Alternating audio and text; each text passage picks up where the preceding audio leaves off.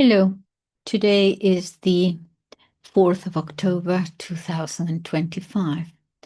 I'm going to share with you some more of the written word of that priest that I told you about in the last two videos, Father Loring. This is going to be about the origin of the universe, the origin of humanity too. It's at the beginning of his book, To Be Saved. In recent decades, science has uncovered a series of remarkable discoveries about the earliest humans.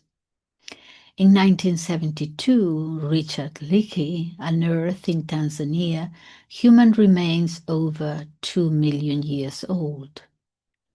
2 years later, Donald Johanson discovered Lucy in Ethiopia, the oldest and best preserved skeleton of a direct ancestor of modern humans, dating back 3.5 million years. Since then, other fossils have been found across Africa, in Kenya, South Africa, and Chad, some as old as 6 or 7 million years. In Europe, the oldest remains have been found in Spain, at Atapuerca in the province of Burgos. Archaeologists discovered fossils around 800,000 years old, with evidence of fire use 150,000 years ago. Other sites in southern Spain suggest that humans may have been present there for more than 1 million years. Atapuerca, that little town, is now considered one of the most important paleontological sites in the world. To understand our place in history, imagine compressing the history of the universe, all of it, all those millions of years, into one single year. The Big Bang, which now is kind of out of fashion, but 20, 30 years ago, it was the fashion. The Big Bang, let's accept it for a minute. The Big Bang would occur at the stroke, let us say, of midnight on January 1st.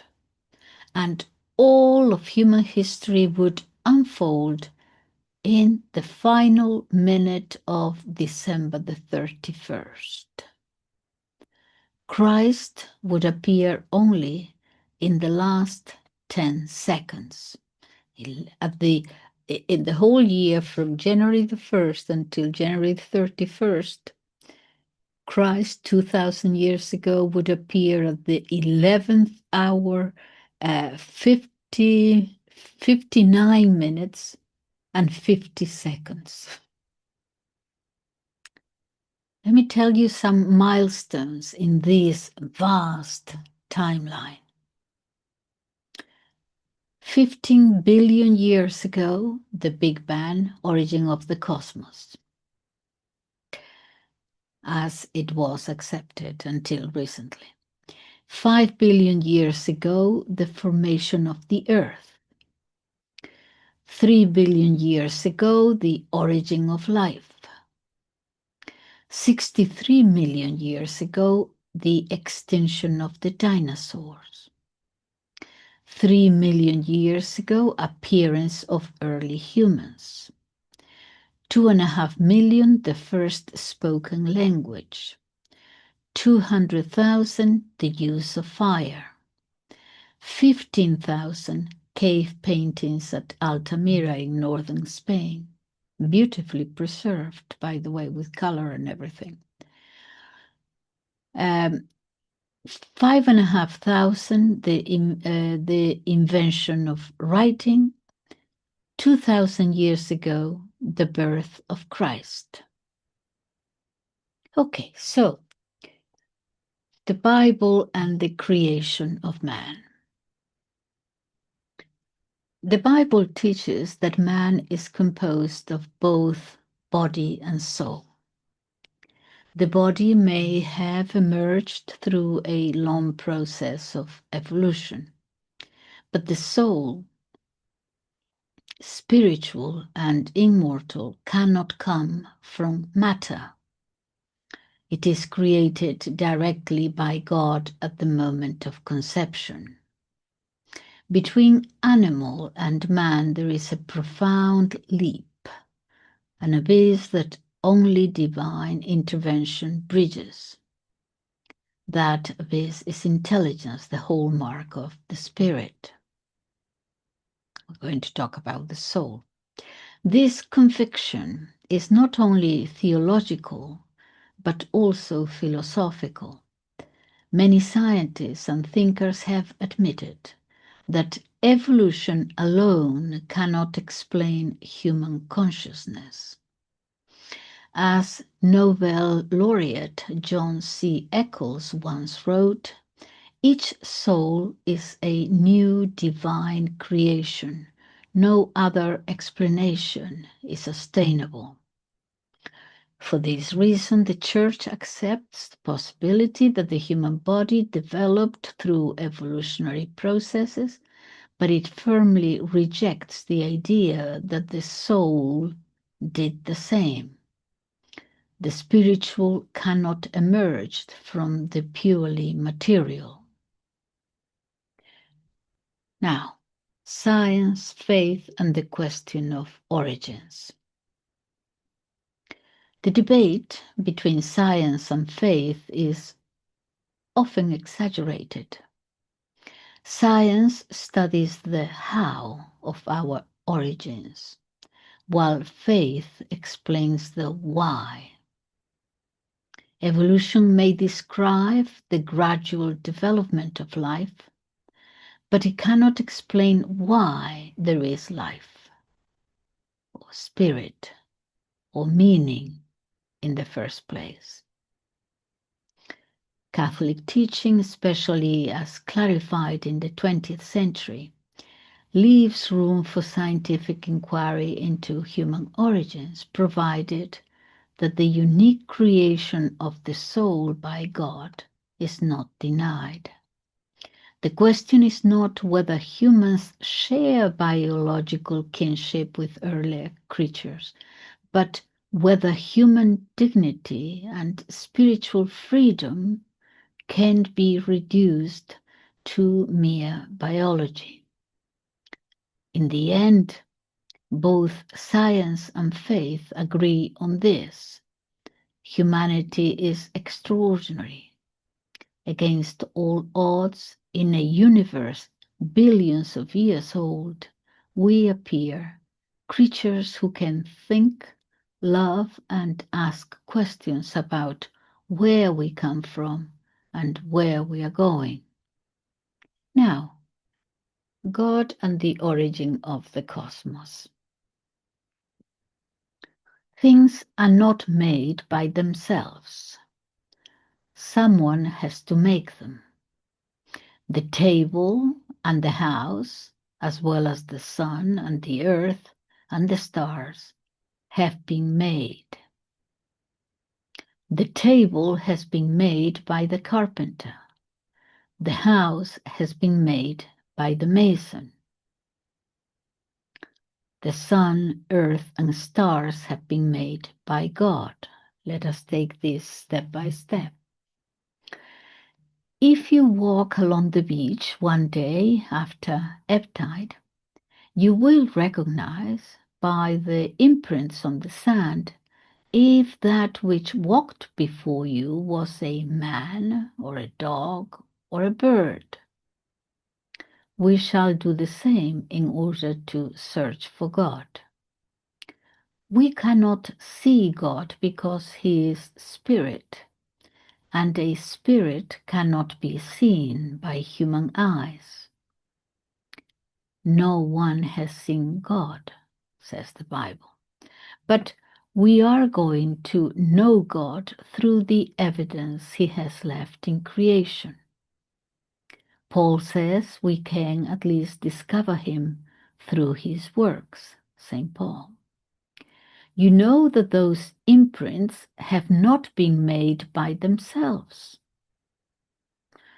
Well, look at the sky. Can you count the stars? The Atlas of the Heavens, which they have begun to publish, will consist of 20 volumes in which there will be 500 million stars. The total number of stars in the universe is calculated to be some 200,000 trillion stars, a number with 24 digits. The Sun has 10 planets: Mercury, Venus, Earth, Mars, Jupiter, Saturn, Uranus, Neptune, and Pluto. The 9 known and the 10th just discovered, planet X5, located by the Pioneer probe in 1987. We have known of its existence for 20 years. For 20 years only. Our galaxy, the Milky Way, has 100,000 million suns. And there are about 100,000 million galaxies such as ours. Andromeda's nebulosa consists of 200 million stars. Well, if some holes in the sand could not have been made by themselves, would the millions of stars in the heavens make themselves? Someone has made the stars, that being the primary cause of the whole universe, we call God. The moon is 384,000 kilometers from Earth. The sun is 150 million kilometers away. Pluto is 6 trillion or 6 billion, I can't read it, nine zeros kilometers distant. Beyond our solar system, Sirius is 8 light years away, and Arthur is 36 light years distant. Light, which travels at the speed of 300,000 kilometers per second, in 1 year covers a distance equivalent to 200 million times around the Earth. Measured in kilometers, it is about 10 billion of them. In order to have an idea of what a billion is, let us consider that a billion seconds are equal to almost 32,000 years. When we talk about billions, since this is a book written by a Spaniard, a billion is 1,000,000 rather than, I have to say that, rather than 100,000. The speed of light, according to the laws of physics, cannot be surpassed. The speed of light is the maximum speed which can be attained, as demonstrated by Einstein's equation of E equals mc2, speed at which mass would become infinite. Outside our galaxy, Andromeda's nebulosa, which is nearest to our galaxy, is 2 million light years away. The coma of Virgo is 200 million light years, and the cumulus of Hydra is 2,000 million light years distant. This is the limit for optical telescopes. Radio telescopes can probe deeper. The farthest away star has been detected. The furthest is quasar PKS, 2000 to 330, which is 15,000 million light years away. So that's 15 billion light years distant. Quasars are radio stars which emit Hertz waves. They were first detected in 1960. It is possible that there are other inhabited heavenly bodies, but we do not know this, since God has not told us anything about it, and we have not been able to contact them yet, if they exist. The existence of intelligent extraterrestrial life is somewhat probable, and this poses no difficulty either to science or to religion. But in spite of all efforts made so far, scientists have been unable to receive any clear signal from intelligent extraterrestrial beings, as far as we know. When I was in Puerto Rico, this is Father Loring speaking, when I was in Puerto Rico presenting a conference at the University of Ponce, I visited the radio telescope in Arecibo, which is the largest in the world. It has 1,000 feet in diameter, that is 305 meters, and is able to detect the flame of a candle on the moon. Is able to detect the flame of a candle on the moon. From there, signals are sent every year, searching for extraterrestrial civilization. Although these signals can be detected from outer space, we have not had a response, as far as we know. I add, the message has been sent in a binary code, which is of common use in computers. This message describes some characteristics of life on Earth, of what man is, and of the radio telescope that emits the message. In my visit to the observatory, I was given a copy of this coded message, which I still hold in my possession. Professor Heinrich K. Erben of Bonn University has drastically reduced the possibility of intelligent life in another part of the universe. 25 years after the Project OSMA was started, we have not been able to capture a trace of intelligent life originating in another planet, as far as we know. We have no worthy information on the existence of intelligent life beyond the solar system. But it is a fact that scientific opinion has evolved in the last 20 years in the concept that it is harder to find conditions that conjoined in our planet that would have occurred elsewhere and which decisively influence the development of life up to man. Therefore, it seems that there is, for the time being, no intelligent life in any other part of our galaxy.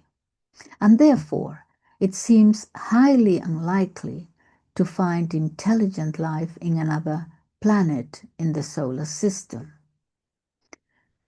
Juan Oro, a world-renowned biochemist, professor at the University of Houston, USA, and one of the main researchers for NASA, has said, quote, "We have no evidence of intelligent life outside of that on Earth." Scientific opinion regarding extraterrestrial life has changed in the last 10 to 20 years. From an optimism which hoped to find inhabited planets in the entire universe, almost around each and every star, we have gone to a more pessimistic realism. Not by everybody, it seems to be coming back again, the optimism about it. It seems difficult to continue reading. It seems difficult to hope that all conditions could appear at the precise moment and in the exact form so that life might appear elsewhere and have the possibility of developing itself as it did here on Earth. There are millions of stars much larger than Earth in the heavens. Earth is a sphere with a perimeter of 40,000 kilometers. The Sun is 1,300,000 times larger than Earth. The star Antares from the Scorpio constellation is so large that its size is the equivalent of 115 million suns. Alpha of Hercules, which is 1,200 light years away and is the largest of all known stars, is 8 billion times larger than the Sun. In order to understand the enormity of these celestial bodies, we can say that the orbit of the Moon around the Earth fits inside the Sun, and that the radius of Antares is equal to the diameter of Earth's orbit, that is about 300 million kilometers, and that the diameter of the orbit of Pluto, which is 12,000 million kilometers, is a tenth of the radius of Alpha of Hercules. All of the data mentioned above was calculated for me by an astronomer. The largest known radio star is DA 240, which has a diameter of 6 million light years. The diameter of this radio star is 60 times greater than the diameter of our galaxy, the Milky Way, which is only about 100,000 light years. These gigantic objects travel at great speeds. Earth travels at 100,000 kilometers per hour, which is about 30 kilometers per second. The Sun is traveling towards the constellation of Hercules at a rate of 300 kilometers per second. The constellation of Virgo is moving away from us at a speed of 1,000 kilometers per second. The cumulus of Boyero is leaving us at a speed of 100,000 kilometers per second.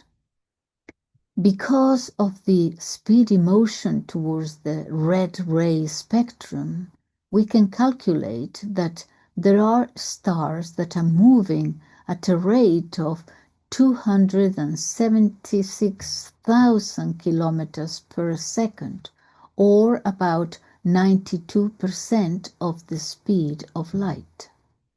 The movement of the stars is so exact that one can make an almanac years in advance.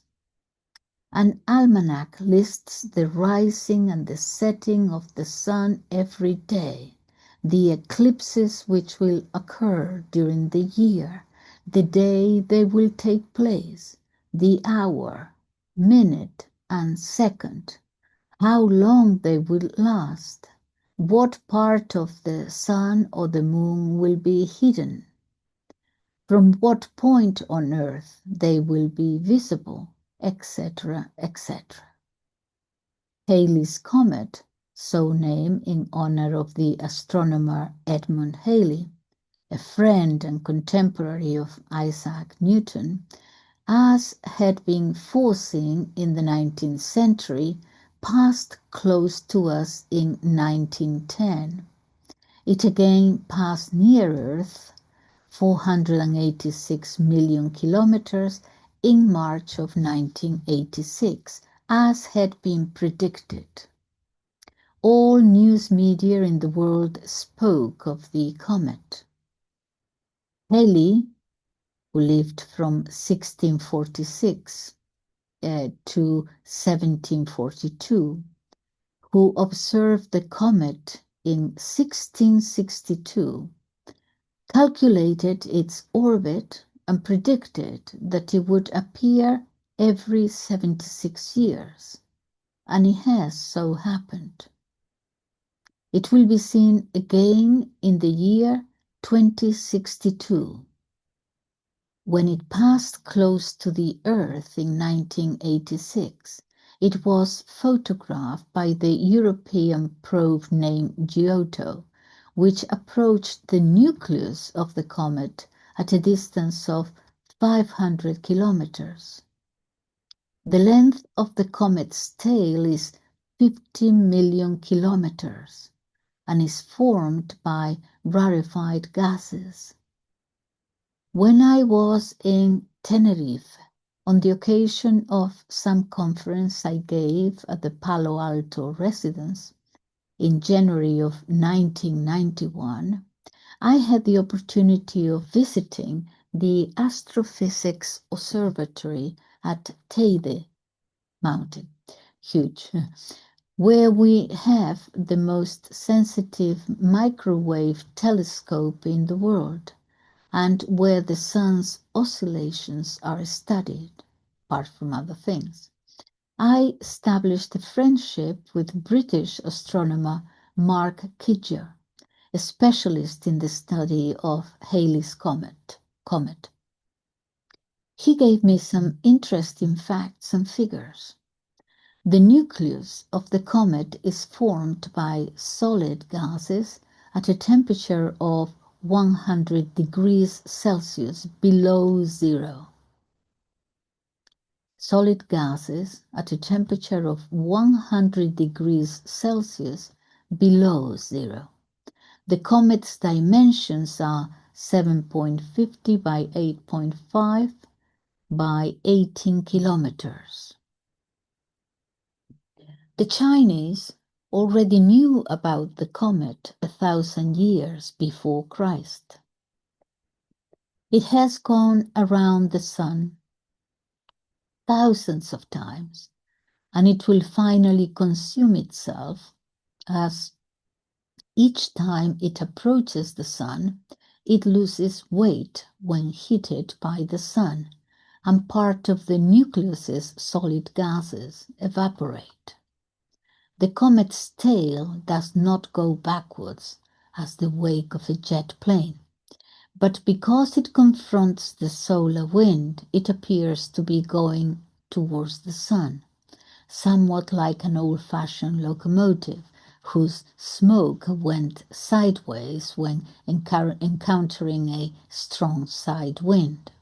All of this would be impossible to know if the order of the movement of the stars were not mathematically calculable. For this reason, James Jeans, illustrious mathematician, president of the Royal Astronomical Society of England and professor at the University of Oxford, as well as one of the greatest contemporary astronomers, in his book, The Mysteries of the Universe, affirms that the creator of the universe had to be a great mathematician. And Einstein says that nature is the realization of the mathematical ideas of God.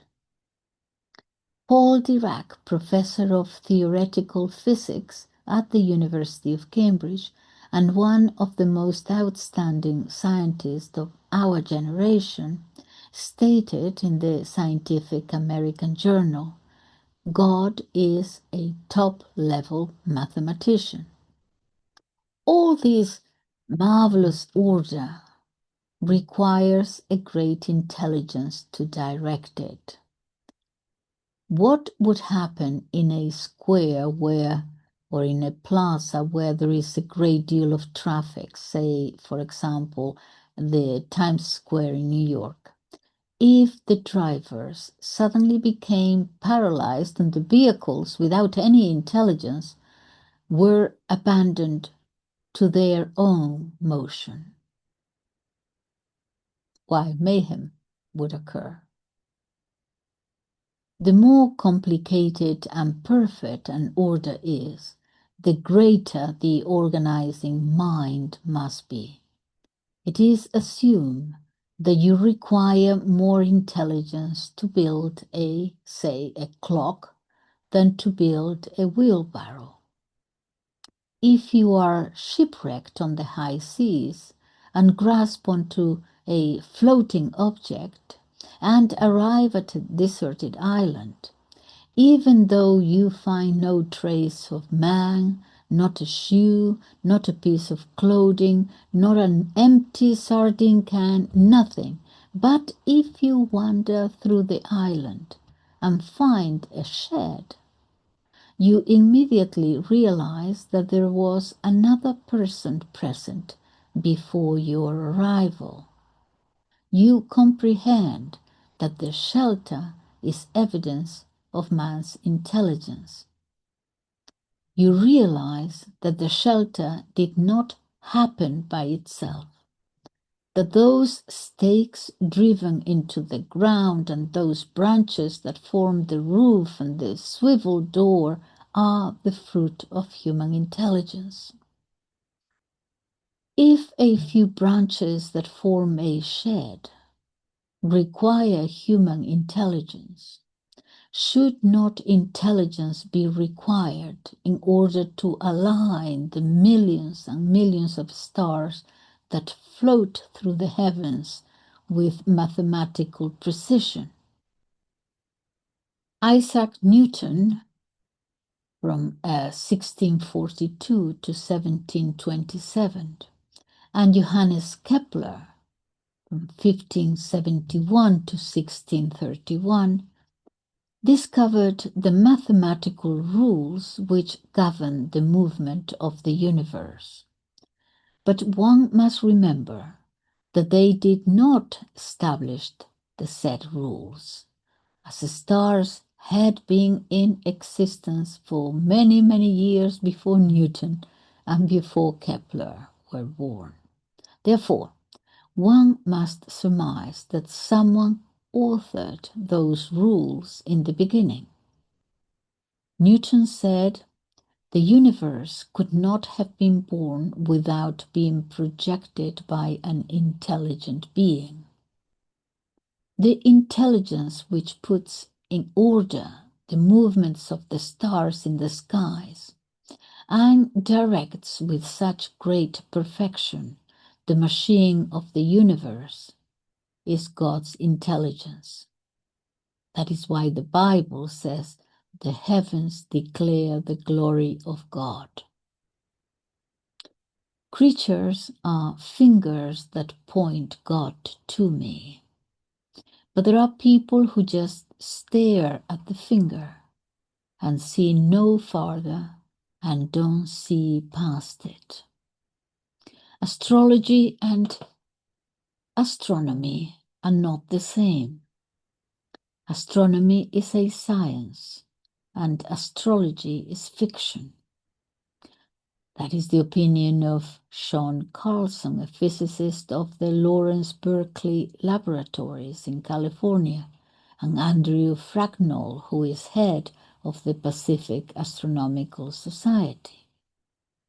Recently, 258 scientists from all over the world have signed a manifesto to the press in order to open the eyes of the credulous people who trust astrology, basically because of the great advertising coverage in the media.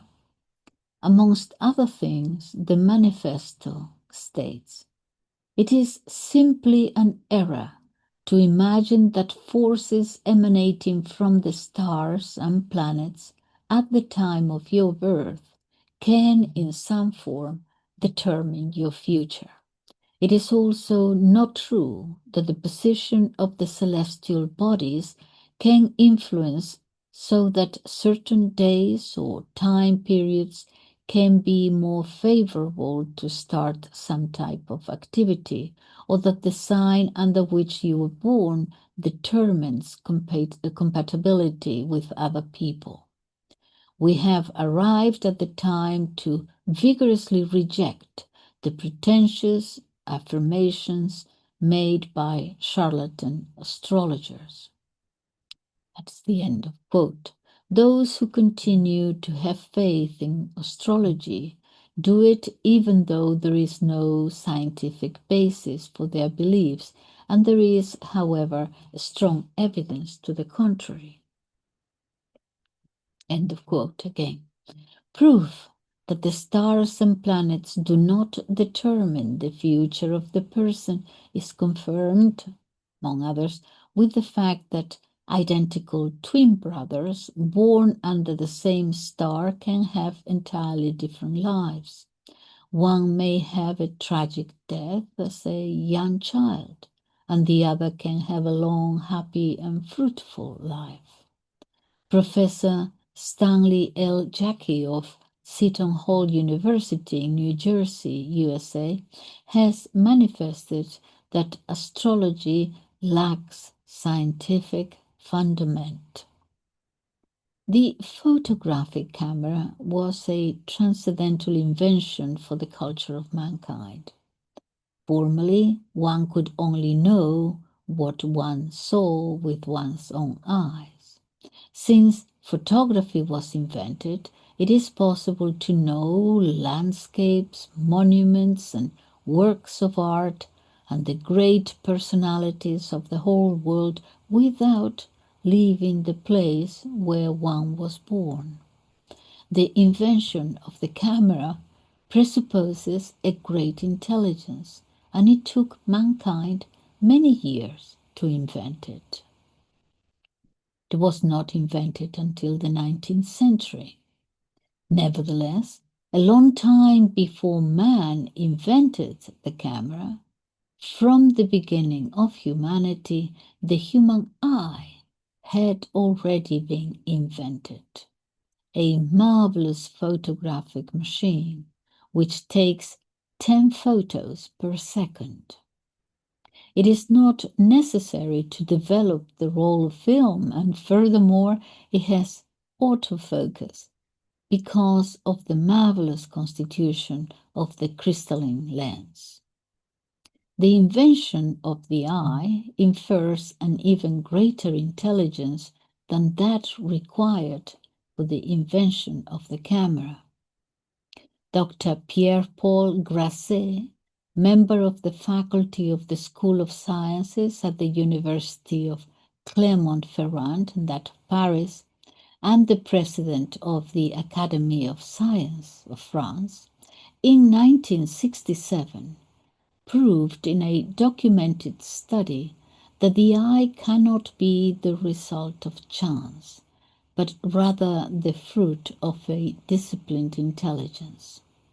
One of the great improvements in modern aviation is the automatic pilot, with which an airplane can fly without a pilot at the controls. But as of today, man has not invented, nor will he ever invent, an airplane which will not only fly without a pilot, but also find its own fuel, construct its own hangar, and, what is more important, make other airplanes like itself, which will in turn make other airplanes, and so on and so forth. This marvelous airplane, which seems impossible to ever be invented, has existed since time immemorial. It is the bird.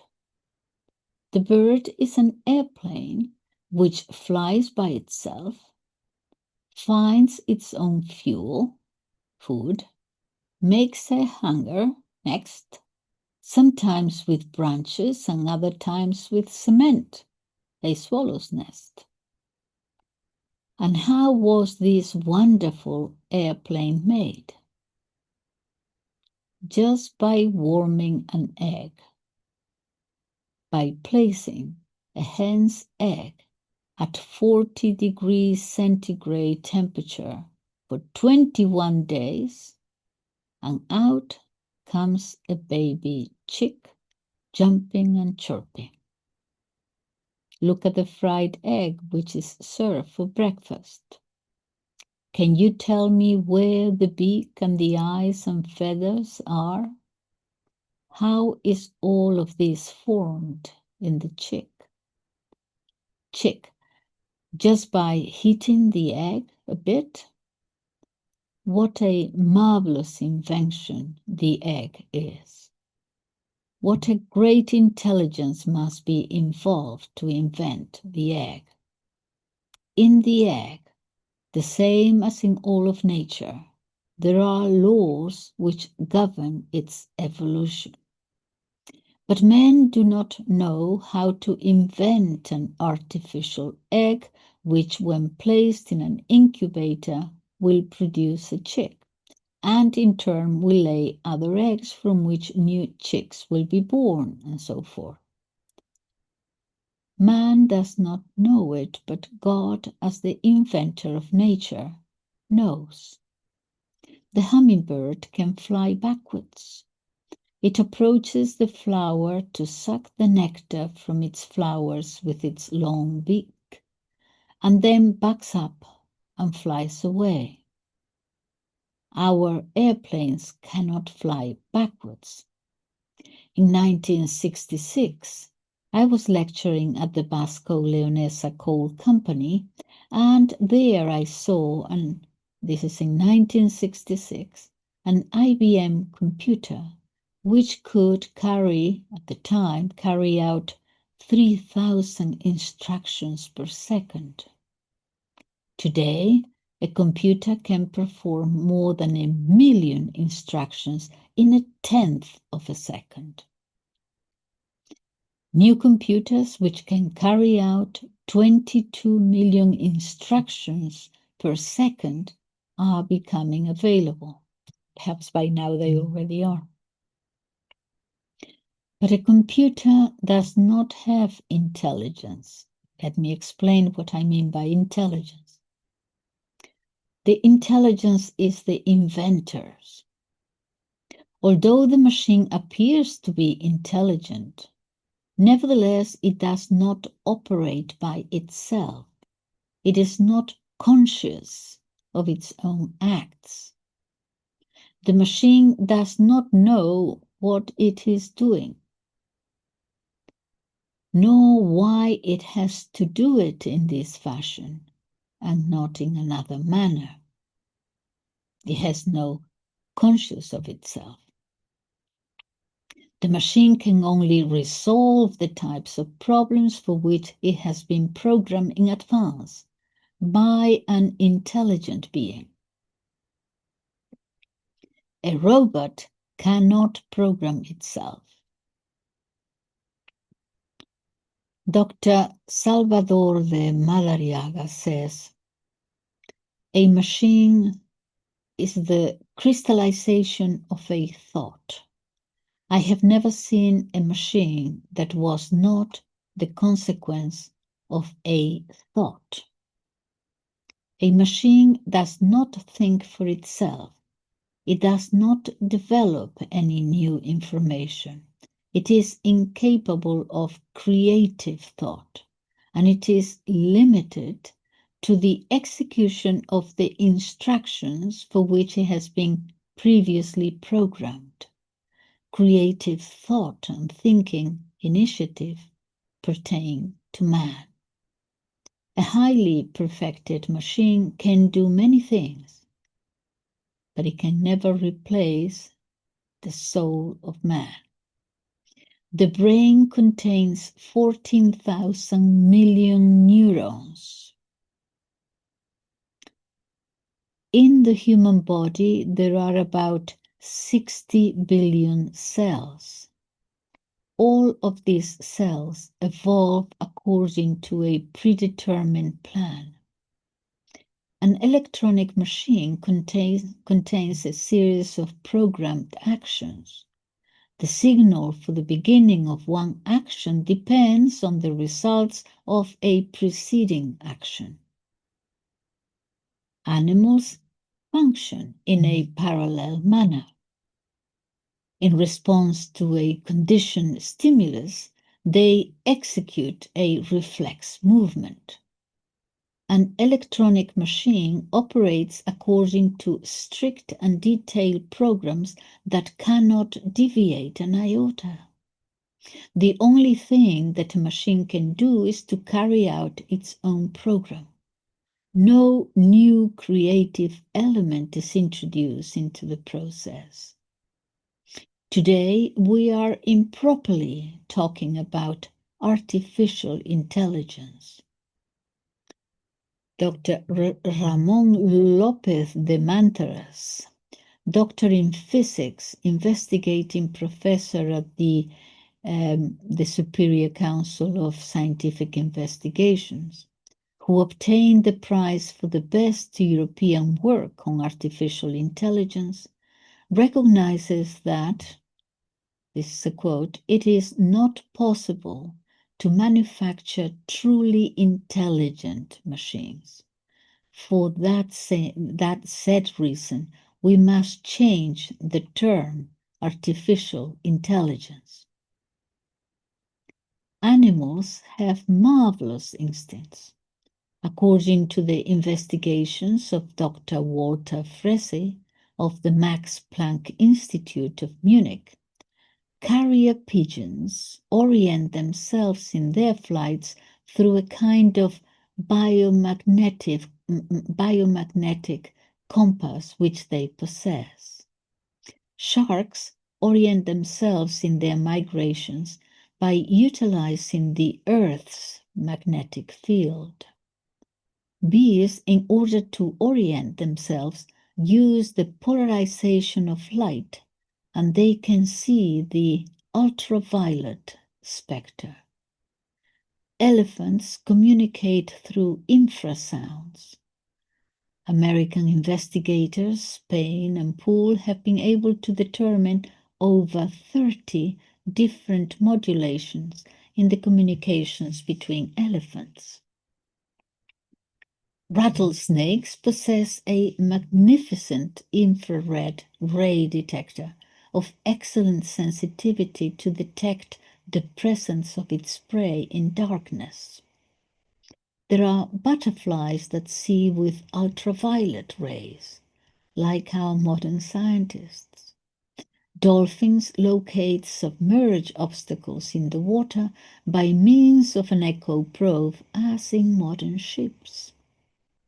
According to the German scientists Otter and Schäffel, the chameleon's eye can measure how far away the prey is with the same precision as a modern telemetric device.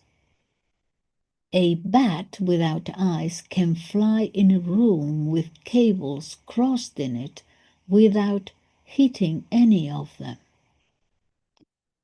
How does it guide itself? The bat does not know, since it has no intelligence. But God knows, and it is He who has made the bat and has endowed him with a kind of radar which gives off ultrasonic waves, according to studies made by American scientists Griffin and Galambos. The inventor of the universe has a great intelligence. Nature is full of wonders. During their migrations, Swallows travel some 10,000 miles. Geese fly over the Himalayas at over 18,000 feet. Spiders produce over 2 miles of web filament in a month. A butterfly has 20,000 eyes. A queen bee lays 3,000 eggs in one single day. God is greater in the minute than in the magnificent. In 1989, during the investigation of a team of engineers on the Oviedo shroud to confirm the authenticity of the Turin shroud, I was in the laboratory for investigation of the Spanish hydroelectric company where these engineers work. There I could see an electronic microscope that can magnify an object up to 200,000 times. Looking at a grain of pollen or the hair of a fly marvelously formed, the eye of a mosquito, etc., etc., truly impressive.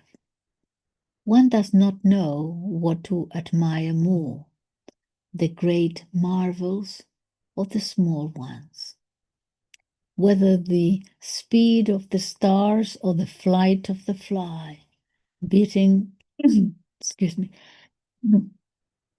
beating its wings at a rate of 480 times per second. If the size of the planets or the constitution of the atom, made up of protons and neutrons and electrons and other subatomic particles of short life, if the exactness in the movement of the stars or the prodigious instinct of bees in making the hexagonal cells in their honeycomb with such perfection which might be calculated by the best engineers. The hexagonal form allows maximum capacity with minimum material, joining resistance to the best possible use of space. The bees achieve in their honeycombs a difficult problem of stereometrics with more precision than that of the famous mathematician Koenig, who, when developing his calculations, made a mistake because of an error in the logarithmic table. The superb instincts of animals and all the laws of the universe are loudly voicing the fact that they have been made by a great intelligence. Precisely, a new science has recently been born, bionics, which is concerned with the study of living beings in order to apply them to engineering. The name bionics is a contraction of biology and electronics. Nature has achieved things of a technical superiority to those made by man. Man has not been able to duplicate the zigzag flight of the fly, nor the bioluminescence of some worms and of fishes who inhabit the great depths and who emit light from their bodies. Evolution itself, which today is studied in different fields of science, correlates to some of the laws which govern this evolutionary process and which harmonize all evolutions of the universe. The basic reason of these laws is the intelligence of God. Formerly, nature was considered to be a direct and immediate work of God. Today, we consider nature to be rather the result of some laws which God has placed in nature itself and which have now governed evolution up to now. There cannot be laws unless someone makes them. Law presupposes an intelligent legislator, which is apart from it. All the merit of a law belongs to he who devised it. Dr. Bermudo Melendez, president of the Royal Spanish Society of Natural History and professor of paleontology of the Universidad Complutense of Madrid, states in the magazine Ibérica, in an article entitled "The Present State of the Theory of Evolution," quote, "The more we investigate the mechanism of the process of evolution, the more we understand the reality of an existence of an infinite intelligence capable of programming everything." Father Teilhard de Chardin, who at present is the Jesuit with the greatest international reputation in the field of evolution, says that, his words, "Evolution, like all natural processes, is a process which is subject to a law which points in one direction." Newton, speaking of the cosmos, said, "One has to recognize the will and dominion of an intelligent and powerful being." And in another quote, "Where does all this order and beauty which we see in the world come from? Was the eye designed without any knowledge of optics? Is it not clear that there is an intelligent being?" Einstein wrote in The World as I See It, "The law of the cosmos reveals an intelligence of such superiority that compared to it human thought is insignificant." Physics Nobel Prize winner Alfred Kastler stated in August 1968, quote, "The idea that the world, the material universe, has created itself appears to me to be absurd. I cannot conceive of a world without a creator, and therefore without God. For a physicist, a single atom is so complex, requiring such a great intelligence, that a materialistic universe lacks sense. All organization presupposes an organizer. If in nature there are organized beings, it is inevitable that we recognize the existence of an organizing intelligence. It is absurd to think that nature has been created without the intervention of intelligence. Do you believe that it is possible for a monkey hitting the keys of a typewriter, which he can do, to write this book? That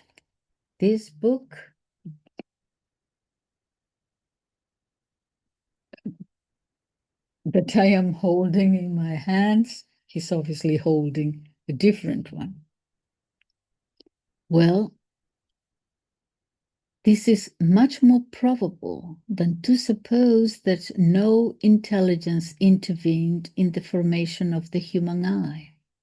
A marvelous photographic camera, the agility of a fly in the air, moving its wings at 480 times per second, or the photosynthetic function of chlorophyll in a green leaf, which is a true chemical laboratory. Plants are sensitive to air, sun, light, darkness, electricity, magnetism, and so on. They synthesize substances and make oxygen.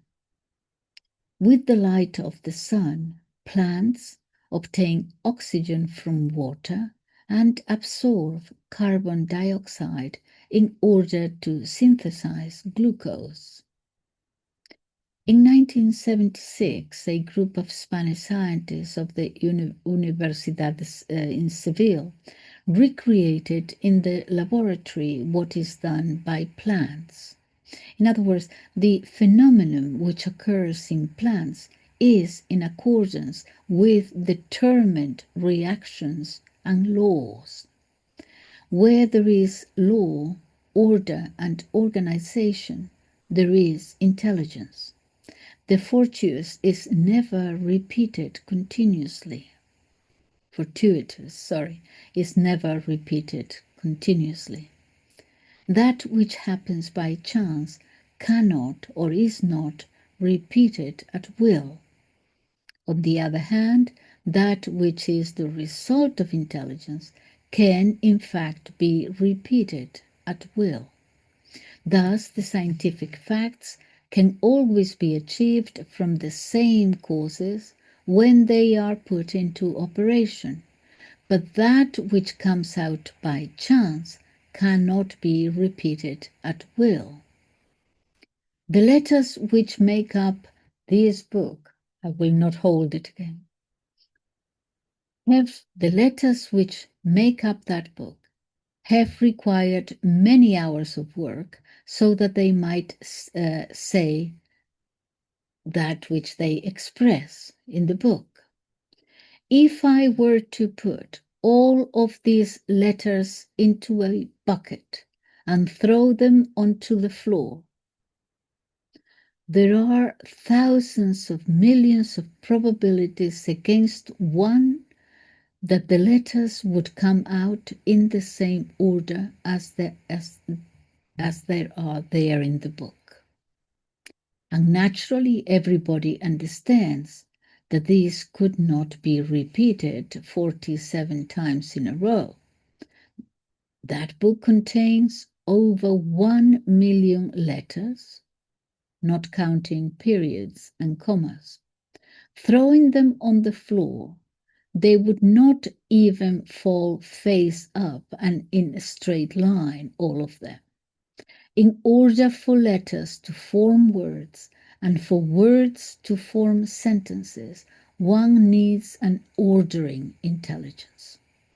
Evidently, the order the letters have in this book is one of many possible orders.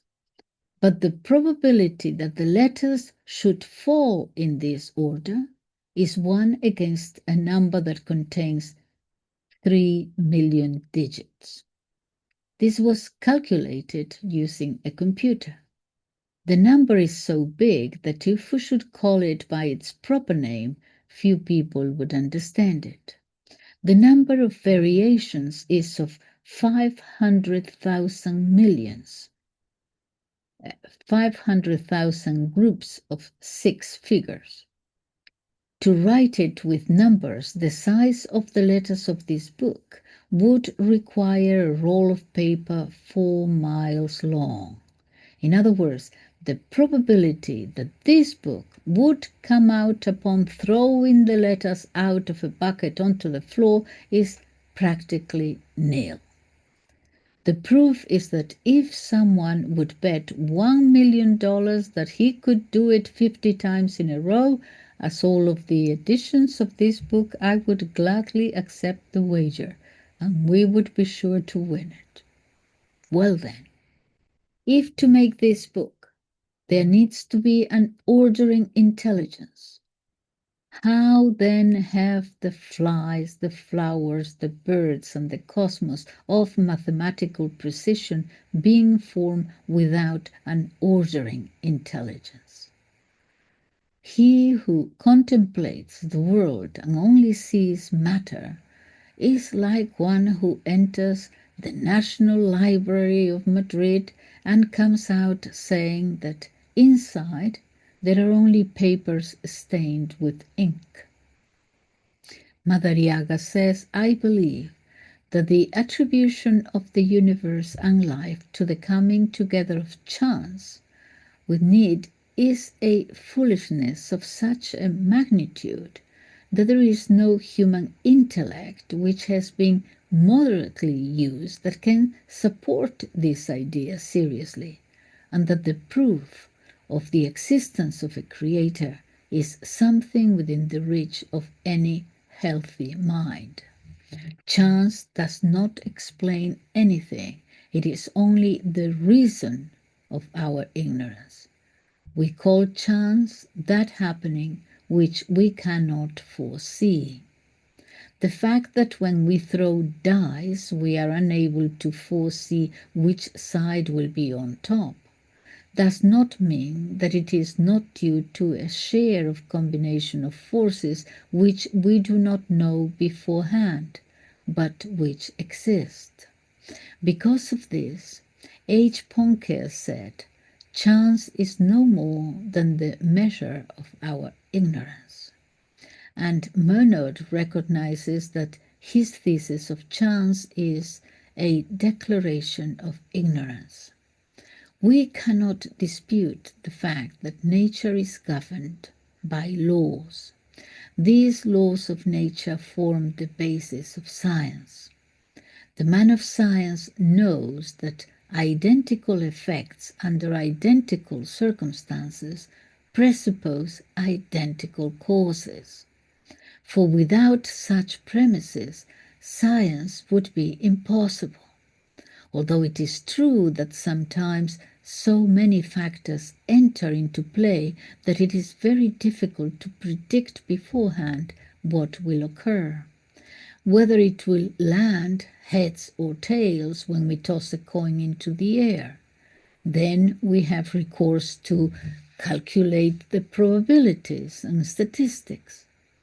From there comes Heisenberg's principle of indetermination in microphysics, of which we know so little about, but this does not deny the fact that the result is influenced by various laws. To admire nature and ignore God is like admiring a machine for the perfection of its function and ignoring the intelligence of the designer of the machine.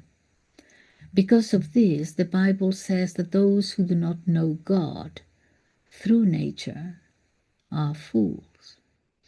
The Bible says, the fool says in his heart, there is no God. And in another place, the heavens declare the glory of God. For what can be known about God is perfectly plain to them, since God himself has made it plain. That is why such people are without excuse. The First Vatican Council condemns those who deny that human reason cannot clearly demonstrate the existence of God. Carlos Rubia, Physics Nobel Prize winner, director of the European Laboratory on the Physics of Particles, states, to talk about the origin of the world leads to thinking about the origin of creation. It is clear for me that this is not a consequence of happenchance. This being who is so intelligent, who has made nature and has placed in her these very marvelous laws which control its operation, we call God. After reading what has been said, the communist atheism propaganda seems ridiculous. He's referring to the 1960s. In the book Atheist Sputnik, published in Moscow in 1961, page 365, that book states, after astronautics, it is no longer possible to believe in the existence of God. The Sputniks have not found God in his heavenly abode. Did they think that they could detect God with the Sputnik? The Sputnik does not detect God, but our intelligence does. Spiritual realities are not detected through material instruments. The weave of a cloth can be detected by instruments, and the chemical composition of dyes also, but the diligence and glee with which a painting is done cannot be detected. Did they think that they could detect God with the Sputnik?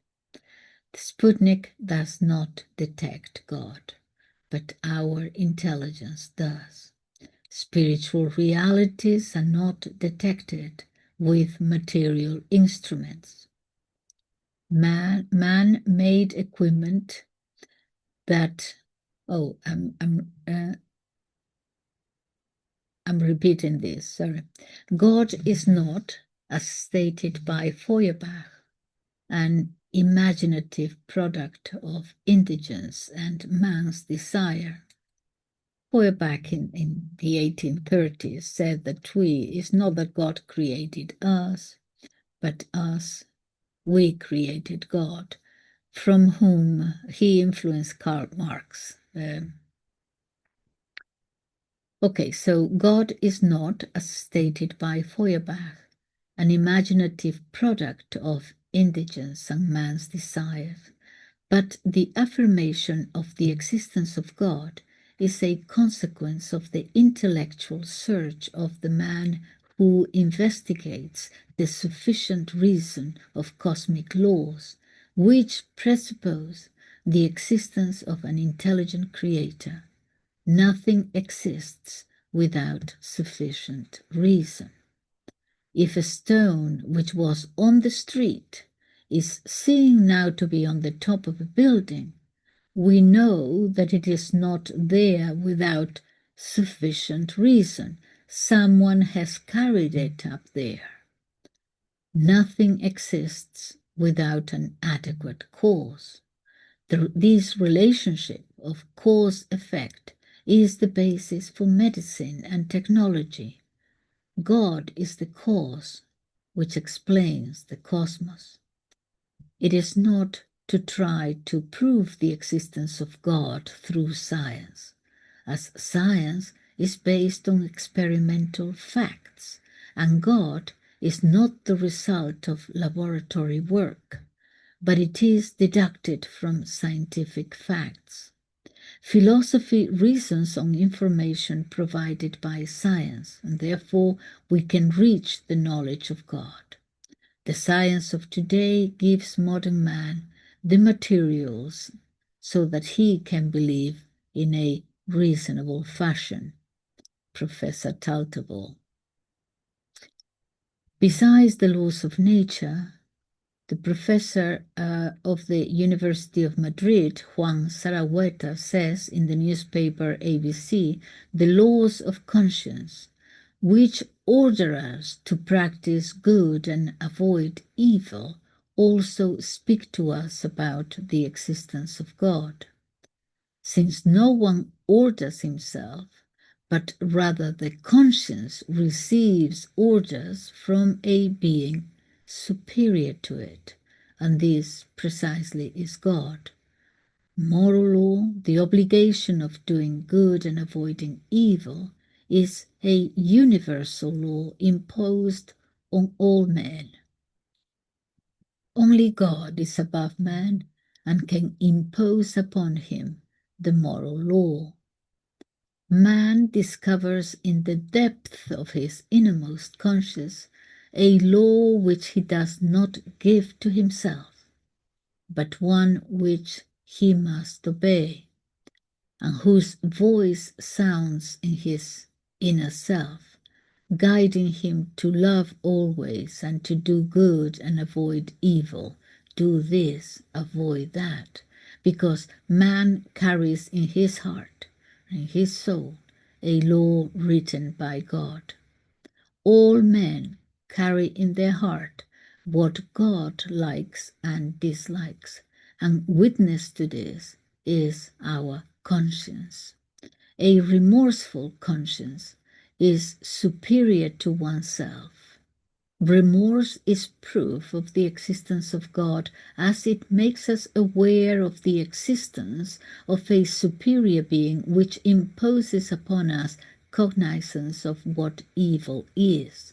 Because of this, we have remorse for a murder, although nobody knows about it. If we killed somebody and no one can find out, and yet we would feel the remorse. Conscience is the voice of God, which imposes upon me the moral imperative of doing good and avoiding evil. All men carry, written deep in their heart, what God commands or forbids, and witness to that is the conscience.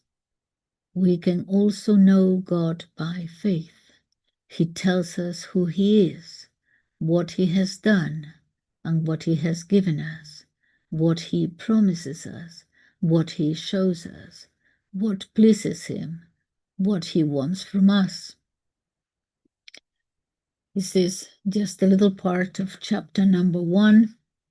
I will be sharing this with you. I will choose them a little bit, but I actually wanted to start with, the origins of the universe and God. Doesn't say anything about Jesus here. We'll get to that. Okay, he wanted to start from the very beginning. Okay, this, I fear, has been too long. Thank you so much. Bye-bye.